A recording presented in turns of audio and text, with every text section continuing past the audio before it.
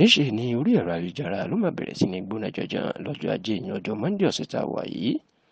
tí í ṣe ọjọ́ kọkàndínlọ́gbọ̀n oṣù kẹrin tá a wà yìí the 29th of April 2024 nígbà tí àwọn gbajúmọ̀ ọ̀dọ́mọkùnrin olórin takasúfè tí wọ́n jẹ́ ògo ilẹ̀ Yorùbá ní David Adeleke ẹni tó pè èèyàn mọ̀ sí Davido àti Ayọ̀ Balógun ẹni tó pè èèyàn mọ̀ sí Wizkid tí wọ́n dojú ìjà kọra wọn tó sì bẹ̀rẹ̀ sí ní máa yẹ̀yẹ́ ara wọn èyí tó ti dàríwó ńlá lórí ẹ̀rọ ayélujára báyìí. Kì í ṣe ìròyìn mọ́ wípé Wizkid àti Davido ló fẹ́ dà pé orúkọ àtòkìkí wọn rinlẹ̀ jù nídìí iṣẹ́ orin takasúfè ní Nàìjíríà lásìkò yìí, kódà ní ilẹ̀ adúláwọ̀ náà èèyàn tó ń fẹ́ lè sọ pé orúkọ wọn ló rinlẹ̀ jù lásìkò yìí. Ṣùgbọ́n pẹ̀lú bí wọ́n ṣe jẹ́ ọmọ Yorùbá tí wọ́n tún jọ wá láti ẹ̀yà kan náà, àwọn méjèèjì orogún àárín wọn mà lágbára tó jẹ́ wípé èmi jọ ìjà èmi jọ ìwọ ojú mi inú sábà máa ń wáyé láàrin wọn, èyí tó tún jẹ́ pé ó máa ń di pé àwọn olólùfẹ́ wọn máa ń gbéra wọn ṣépè lórí ẹ̀rọ ayélujára. Ṣùgbọ́n fún ìgbà àkọ́kọ́ nínú ọ̀sẹ̀ tá a wà yìí ọjọ́ Monday ọ̀sẹ̀ yìí làwọn méjèèjì máa dojú ìjà kọra wọn, èyí tó ní agbára gidigidi tó sì jẹ́ pé ó ń jà rìnrìn lórí ẹ̀rọ ayélujára dàsìkò yìí. Wizkid ló kọ́kọ́ dá wàhálà sílẹ̀ nígbà tí ó lọ gbé ọ̀rọ̀ sórí ẹ̀rọ ayélujára wípé kí àwọn olólùfẹ́ òun kí ni wọ́n fẹ́ lọ́tọ̀dọ̀ òun. Bẹ́ẹ̀ làwọn olólùfẹ́ ẹ̀ dáhùn pé àwọn ń wá orin tuntun tí ó mì gbòòrò títí lọ́dọ̀ ẹ̀. Níṣẹ́ ni Wizkid máa lọ gbé fídíò Davido èyí tó lu síta láìpẹ́ yìí níbi tí wọ́n ló ti kúnlẹ̀ tó ń sunkún tó ń bẹ obìnrin kan tó bá láṣepọ̀ lọ́nà àìtọ́ tó ló ń bẹ́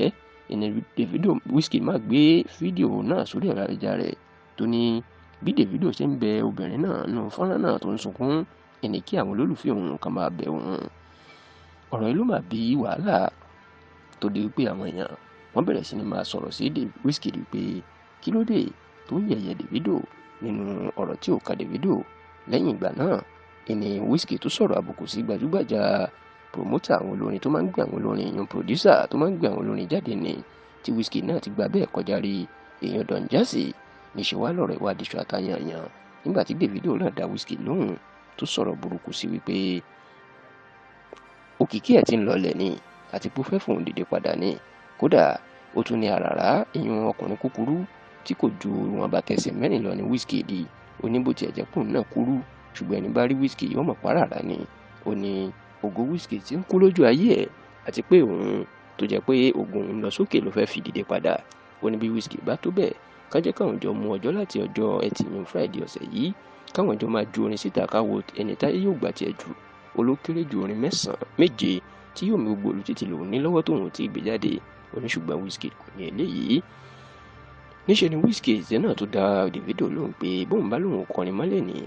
Davido kò lè bá òun nínú gbogbo àwọn nǹkan tóun ti gbé ṣe nídìí orin tó sì jẹ́ pé ọ̀rọ̀ yìí ó ti wá lágbára débi pé àwọn olólùfẹ́ wọn náà wọ́n ń pera wọn ṣépè. Ṣùgbọ́n tẹlifíṣàn Yorùbá tó gbọ́ pé àṣírí tó wà lẹ́yìn ìjà táwọn méjèèjì ń jà òun ni wípé Wizkid ó ti múra láti gbé orin tuntun jáde àti pé nítorí pé kí orin náà lè lókìkí gẹ́gẹ́ báwọn olórin ṣe máa ń ṣe síwájú tó bá fẹ́ gbé orin ńlá jáde ni ló jẹ́ kí wọ́n máa sọ̀rọ̀ kàn máa ṣépè fúnra wọn nítorí pé